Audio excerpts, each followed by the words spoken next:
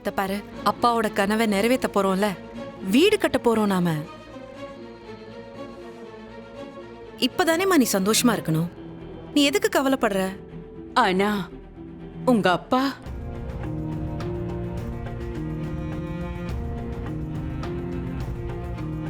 சொந்தமா வீடு கட்டணுங்கிறது அவரோட கனவு.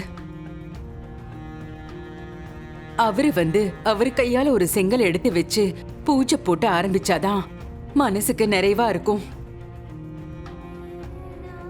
அவரு உயிரோட இருக்காருன்னு தெரிஞ்சும் அவரை பார்க்க முடியாம என்ன வாழ்க்கைன்னு தோணுது துளசி.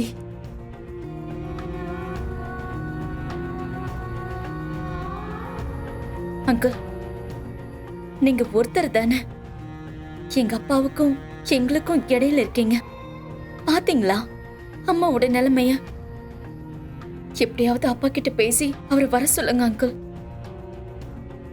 என்ன பிரச்சனை வந்தாலும் பாத்துக்கலாம், பிளீஸ். ஆமா அங்கிள், ப்ளீஸ். நீங்க இனிமே அவருக்கு போன் எல்லாம் பண்ண வேண்டாம். என்ன வேலை இருந்தாலும் எனக்கு போன் பண்ணி பேச வேண்டாம்னு சொல்லிடுங்க. அவரை நேர்ல வர சொல்லுங்க. அவர் ஆசைப்படுற இந்த வீட்டை கட்டும்போது அவரும் என் பக்கத்துல இருக்கணும். அவர் என் முன்னாடி நிக்கிற வரைக்கும் நான் எந்த மாத்திரை மருந்தும் சாப்பிட மாட்டேன். நிறைய எதிரிங்கெல்லாம் என்ன அழிக்கிறதுக்கு காத்துக்கிட்டு இருக்காங்க. ஐயோ, அந்த பிரச்சனை எல்லாம் சரியாகிறதுக்கு முன்னாடி நான் இங்க வந்தேன். என்னால உன் கூட நிம்மதியா வாழவே முடியாது.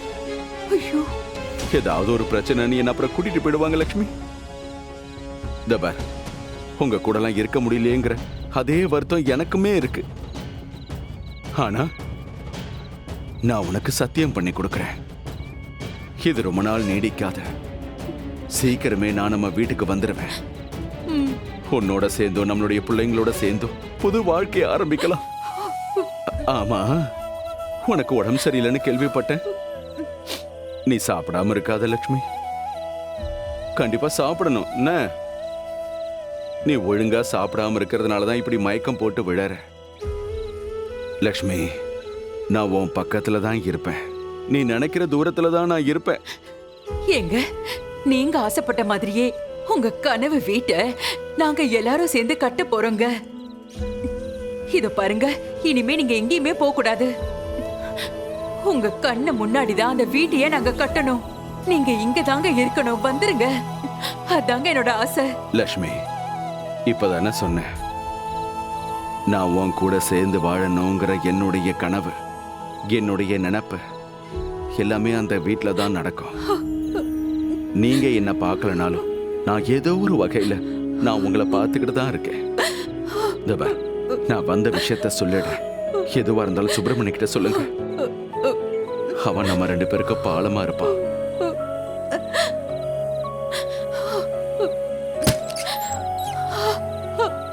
லக்ஷ்மி, ஏதோ ஒரு சத்தம் கேக்குது. நீ கதவை சாத்திக்க, நான் வரேன். என்னங்க, எங்க எங்க? ஐயோ, எங்க?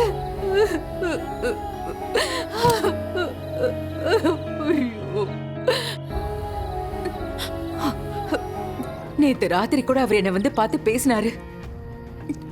ஆனா முகத்தை காட்டல. இருட்டிலேயே நின்னு அவர் பேச நினைச்சத பேசிட்டு போயிட்டாரு. என் பிள்ளைங்க அப்பா இல்லாம தவிக்கிறாங்க. நான் என்னங்க பதில் சொல்றது? எங்க வீட்ல எவ்வளவோ நல்லது கெட்டது நடக்குது. அப்பெல்லாம் அவர் கூட இருக்கணும்னு பிள்ளைங்க சொல்றாங்க. ஒரே ஒரு தடவை என்னையும் என் பிள்ளைங்களையும் அவர் பார்க்க கூடாதா? அவர் எங்க இருக்காருனாவது எங்களுக்கு சொல்லுங்களேன். அவருக்கு இவ்வளவு பெரிய குடும்பம் இருந்தும் யாரும் இல்லாத மாதிரி அவர் தனியா கஷ்டப்படுறத என்னால தாங்கிக்க முடியல.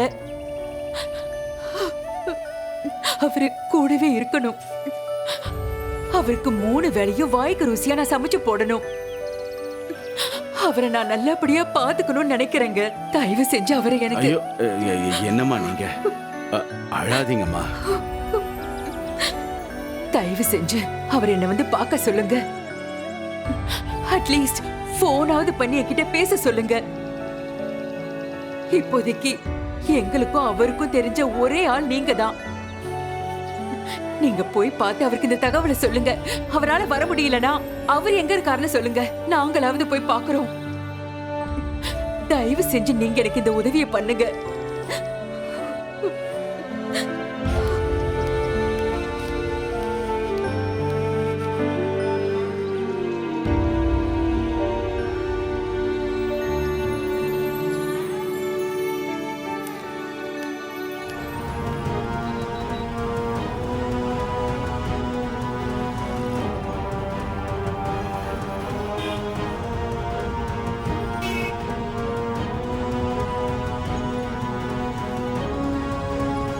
ஹலோ. ஹலோ லக்ஷ்மி. லக்ஷ்மி, நான் பேசுறது கேக்குதா? இவர் என்ன நம்ம புருஷன் குரல்ல பேசுறாரு? லக்ஷ்மி, நான் பேசுறது கேக்குதா? கேக்குதுங்க. மா, அதான் நேத்து நைட்டு உங்ககிட்ட பேசினல, அதுக்கப்புறமும் எதுக்கு நீ சுப்பிரமணிய கிட்ட போய் நான் பார்க்கணும்னு சொன்னியா? தபர், நான் தான் என்கிட்ட இருக்கிற எல்லா பிரச்சனையும் உங்ககிட்ட சொல்லிட்டேன்லம்மா. அதுக்கப்புறம் எதுக்கு நீ இப்படி வருத்தப்படுற? தபர், எப்பவும் நான் உங்களை சுத்தி கூடவே தான் இருக்கேன். தயவு செஞ்சு என்னுடைய நிலைமை நீ கொஞ்சம் புரிஞ்சுக்கமா. வீட்டை நல்லபடியா கட்டி முடிங்க. வீடு கிரகப்பிரவேசத்தன்னைக்கு நாங்க வந்துடுவேன். என்ன தபர், நம்ம பிள்ளைங்களுக்கு என்னுடைய ஆசீர்வாதம் எப்பவுமே இருக்கும். என் நிலைமையை கொஞ்சம் புரிஞ்சுக்க லக்ஷ்மி. இல்லைங்க, பிள்ளைங்க எல்லாம் உங்களை பார்க்கணும்னு சொல்றாங்க. இப்ப வந்து அது சரியா இருக்காது லக்ஷ்மி. என் நிலைமையை உங்ககிட்ட தெளிவா சொல்லவும் முடியல. ஆனா என் முகத்தை இப்ப யாருக்கிட்டையும் காட்ட முடியாதுமா. கொஞ்சம் தயவு செஞ்சு புரிஞ்சுக்கமா.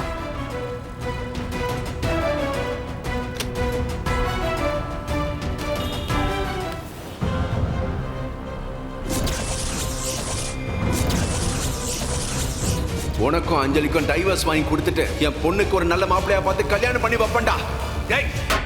அவளுக்கு இன்னொரு கல்யாணம் பண்ணி வைப்பியா? இது யாருன்னு தெரியுதா? எங்கேயோ பார்த்த மாதிரி தான் இருக்கான். இவன் தான் 10 கொலை டேவிட். நல்லா பாத்துக்க. இவரோட முகத்தை மாத்திரு.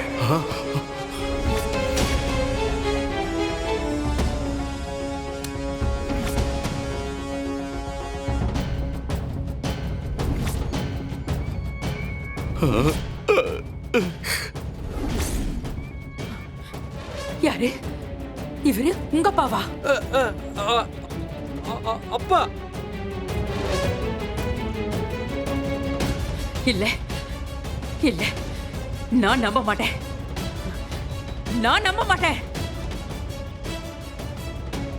ஏண்டா போய் சொல்ற? இவர் இல்லடா உங்க அப்பா. ஏண்டா நீயும் இந்த ஆளு கூட சேர்ந்து ஏமாத்துறியா? இந்த ஆளு உன்னை ஏமாத்துறான்டா. ஏமாந்து என்னையும் ஏமாத்தாத. அப்பா, இவர் என் புருஷன் இல்ல. ஐயோ லக்ஷ்மி, நான் தான் சிவராம.